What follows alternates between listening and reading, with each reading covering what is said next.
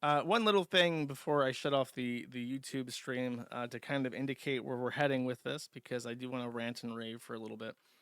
Jobs.now, which I've advertised before, which is a listing for hidden job positions that are supposed to be for H-1B applicants hoping to stay in the U.S. permanently. So what they do, just to recap, a lot of these tech companies, they want to keep their H-1B employees permanently for various reasons, but predominantly there seems to be a lot of nepotism at the higher end of Silicon Valley. And so the employer might be a legitimate immigrant from India. They want to keep their Indian talent within the United States.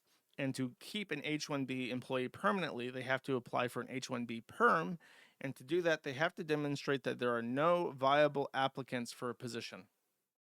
And so, the way that they both satisfy the requirements of the Department of Labor and also show that there are no applicants for their position is they tuck these job listings away in the break room of the tech building, and they put them in small newspapers with low circulation counts. So they can say we put them in the newspapers and we put them on the break room. And then, of course, the game they're playing is that they advertise in areas they know there are no candidates living. Like, you're not going to find like many programmers reading the newspaper of some city in Wyoming.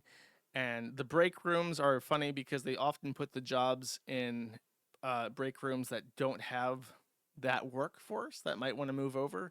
And then also a lot of their employees are remote workers anyway. So they can satisfy the DOL by saying, look, we put them in the break room. Nobody wanted to move to this position from within the company either. But then, of course, all the employees work remotely. And the break room they put it in is for the janitor. So that's what they're doing. Jobs.now is this great thing. The guys that are running it are really sharp, and they're working really hard to find more and more listings. They've opened up areas that they're searching in to try and get job postings for Elon Musk companies like SpaceX. And they're finding all sorts of crazy stuff. And of course, when you crack a few eggs, you make some enemies, right? So here's a DMCA that Jobs.now has received from Instacart, which is a tech company for groceries, I believe. And they listed a few perm secret listings. This got posted on Jobs.now. And then they had to lament, oh, we've received 140 applications for this job. There's no way we can tell the Department of Labor that we didn't get any applicants. Sorry, you're going to have to go back home to India. And then for whatever reason, the employers find this extremely frustrating, extremely angering. How dare Americans want American positions? And so, as censors always do, they first and foremost employ the Digital Millennium Copyright Act and its absolutely fucking retarded, broken takedown notice system to inform the host for Jobs.now that they are DMCAing their own job listings. You would think they would really, really want those job listings because they're such important positions to get seen by as many eyes as possible. Unfortunately, Instacart disagrees with that and thinks that it's their intellectual property. Now, obviously, what Jobs.now does is political activism. And in the US, political activism is the most protected form of speech. You can get away with a lot of copyright infringement if you're trying to elect a candidate or achieve a social good.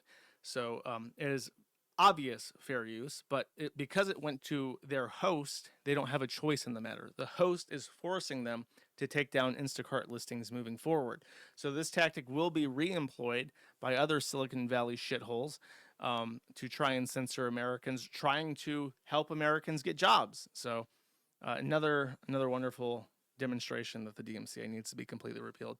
Here's what the DMCA says.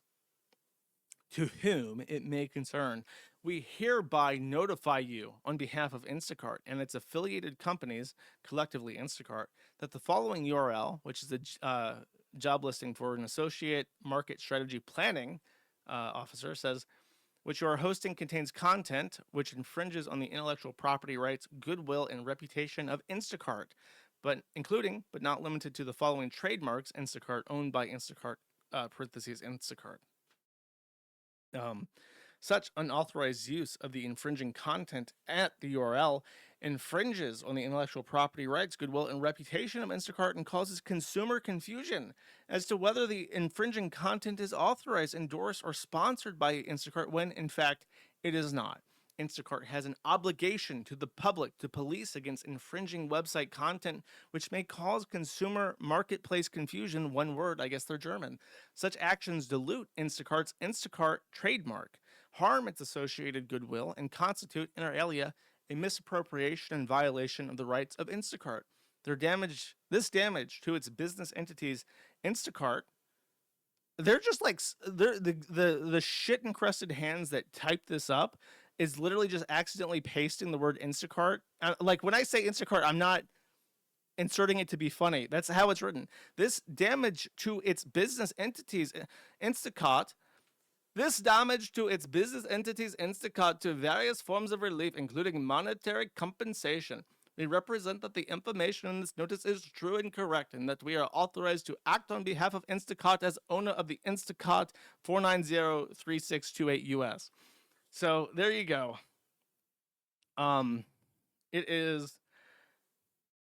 It's so fucking nasty, man. That they just consider themselves you're better, and they don't believe that jobs made for Americans should go to Americans. They believe it should go to their friends. So, I have offered, in my capacity as the chairman of the United States Internet Preservation Society, all of my services, and I've tried to offer to help them find legal representation as well. And I hope they fight the good fight, because they're doing one of the most important things that I've seen anybody come up with in a long time. Most people, they just complain on the internet. I'm guilty as fuck for being useless and just complaining on the internet. And for some people, that's the best you can do. But some people go above and beyond and actually find new, innovative, purposeful, helpful ways, not just helping like a movement or raising awareness, but actually like changing people's lives by giving them work opportunities they wouldn't get otherwise. So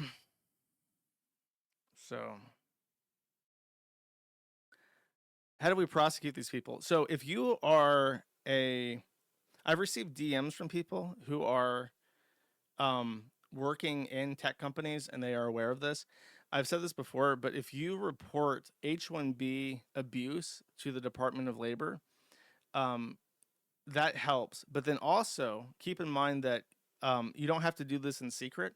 The Department of Labor, actually, you can report them to the USCIS as well, but the Department of Labor also offers whistleblower protections to people who are reporting H-1B abuse. So if they fire you, make sure they know. Like, you can literally tell them. You can report the abuse and then tell them that you've notified the USCIS and Department of Labor of H-1B visa abuse, and then record all that correspondence. And if they fire you, that is an offense. That's called retaliation, and you have a right to sue, and you can notify the government again that you've been retaliated against. And that's it. And it would cost them way more money to deal with that kind of problems. So that's one way.